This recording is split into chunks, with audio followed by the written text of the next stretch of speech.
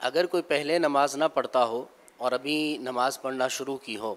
لیکن یہ معلوم نہیں کہ کتنی نمازیں قضا ہوئی ہیں، تو اب وہ اپنی نمازوں کی قضا کا حساب کیسے کرے اور کیسے نمازوں کی ادائیگی کرے؟ اگر یاد ہے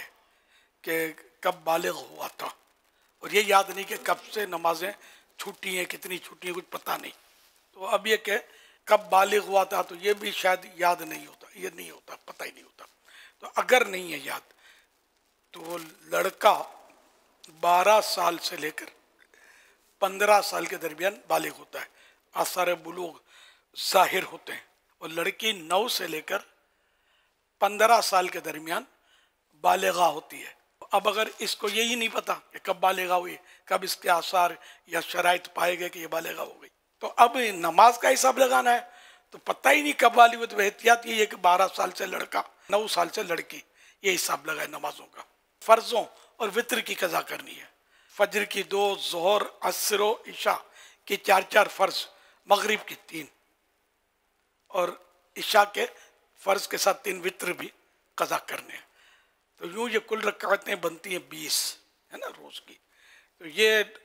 قضا کرنی ہے۔ اور اب اس وقت عمر کتنی یہ حساب لگا لیں، یا کب سے آپ نے شروع کی، اس سے پہلے جتنی بھی نمازیں بنتی یہ سب قضا، اور جتنی جلدی لوگ یہ سمجھتے ہیں کہ ہر نماز کے بعد ایک قضا کر لے، یہ نہیں ہے، بلکہ واجب ہے کہ جتنا جلدی ہو سب اپنا یہ بوجھ اتارے اپنے سر سے، قضا ادا کر دے، جلدی جلدی قضا کرے، بلا وجہ تاخیر بھی گناہ ہے۔ اس میں تھوڑی تھوڑی رعایت بھی ہے کہ جیسے رکوع سجود میں سبحان ربی الاعلیٰ، سبحان ربی العظیم وغیرہ، یہ 3 کے بدلے ایک بار بھی پڑھ سکتے ہیں۔ فرضوں کی تیسری، چوتھی، مغرب کی تیسری میں سبحان اللہ 3 بار سورہ فاتحہ کے بدلے یہ پڑھ لے، 3 بار سبحان اللہ، اور التحیاتوں کے بعد اللہم صلی علی محمد کہہ لے اور سلام پھیر دے۔ وطر میں تکبیر قنوت، تیسری رکعت میں تکبیر قنوت، جب سورہ فاتحہ اور سورت ملا کر تکبیر قنوت کہتے ہیں نا، اس کو تکبیر قنوت کہتے ہیں، تو واجب ہے۔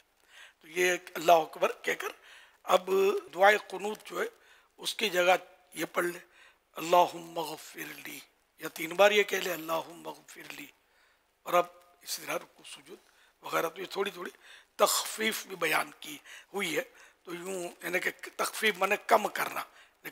کہ یہ تھوڑا جلدی جلدی آدمی پڑھ سکے، لیکن اس کا جلدی کسی کو بولے جلدی پڑھو تو وہ 2 سجدوں کے درمیان برابر بیٹھے گا نہیں، جلدی پڑھنی ہے، یہ تو واجب ہے بیٹھنا، جلسہ جس کو پورا بیٹھنا ہے، رکوع کے بعد پورا کھڑا ہونا ہے،